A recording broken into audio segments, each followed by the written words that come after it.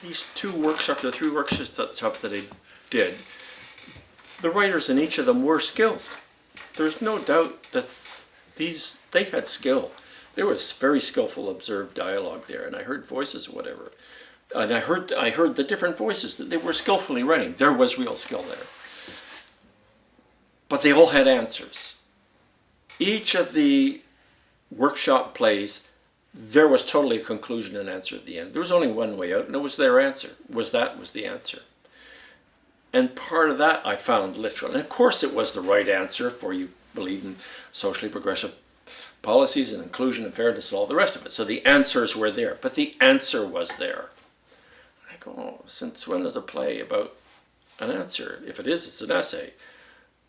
It's no longer an exploration. And I don't know why they aren't the explorations anymore.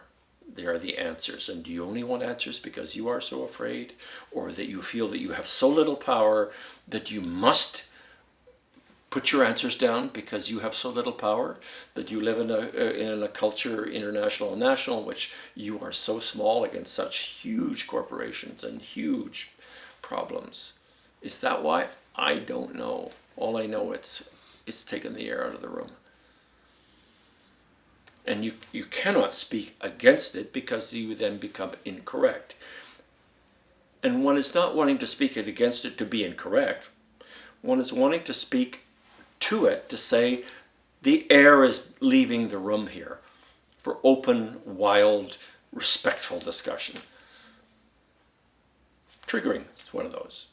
You can't say certain words. I mean, I would never teach at a theatre school. I would never teach at theatre school. Because you'd have to constrain your behavior and your language so much in order to not trigger, offend, whatever. And the theatre school that I went to was not better. But it was all about triggering. If you weren't triggered in the afternoon, there was something not going on in that class.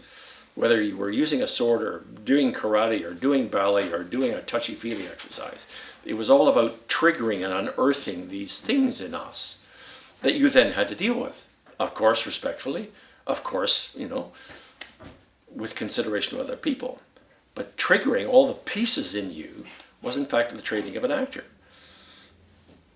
And now, and the moment, as I take your cue there, the moment you start to say anything like that, you feel, oh, well, okay, I have offended somebody. Someone will not totally understand, and the verdicts will go up. So it's odd. Well, it's restrictive, isn't it? I mean, you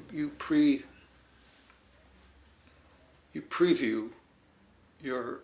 I mean, improv. I've never much liked improv. The idea of it, but I always love the idea of it responding immediately to a stimulus and having it take you somewhere. Unfiltered.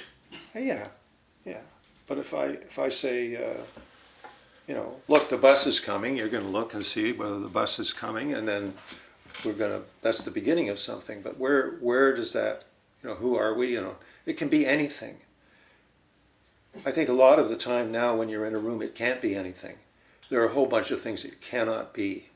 So if you're going to have an impulse, just make sure your impulse isn't to touch me, to criticize me, to belittle me, to any of the things you're not allowed to do.